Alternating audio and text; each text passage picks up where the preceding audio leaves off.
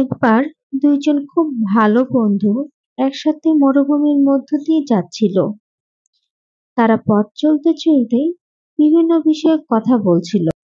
কথার এক পর্যায়ে তাদের কোনো একটি বিষয়ে ঝগড়া হলো এবং সে ঝগড়ায় প্রথম বন্ধুটি দ্বিতীয় বন্ধুটিকে একটি চড় মেরে বসলো। দ্বিতীয় বন্ধুটি খুব কষ্ট পেল, কিন্তু প্রথম বন্ধুটিকে কিছুই বলল না। সে বাড়িতে লিখল, আমার সবচেয়ে ভালো বন্ধু আজ আমায় থাপ্পড় মেরেছে। বন্ধু দুটি আবার হাঁটতে শুরু করলো এবং হাঁটতে হাঁটতে একটি মরুদ্যানের সামনে এসে উপস্থিত হয়। তারা সেখানে পানিতে গোসল করতে মনস্থির করে।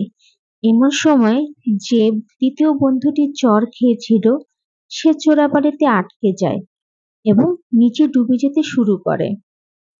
তখন প্রথম বন্ধুটি তাকে দ্রুত উদ্ধার করে। উদ্ধার হওয়ার পর দ্বিতীয় বন্ধুটি গিয়ে আবার পাথরের উপর লিখল, আমার সবচেয়ে ভালো বন্ধু আজ আমার প্রাণ বাঁচিয়েছে। এটি দেখে প্রথম বন্ধুটি জিজ্ঞাসা করলো, কিরে, যখন মারলাম তখন লিখলি বালিতে আর বাঁচানোর পর লিখলি পাথরে, এর কারণ কি?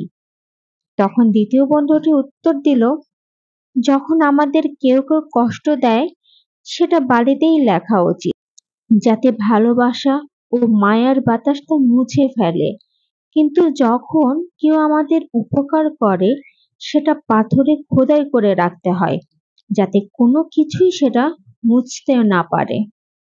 নীতি কথা, নিজেদের মধ্যে ছোট ছোট বিবাদ হতেই পারে, কিন্তু তা মনে পুষে রাখতে নেই, কারণ বড় বিপদগুলোতে কাছের মানুষগুলোই এগিয়ে আসে।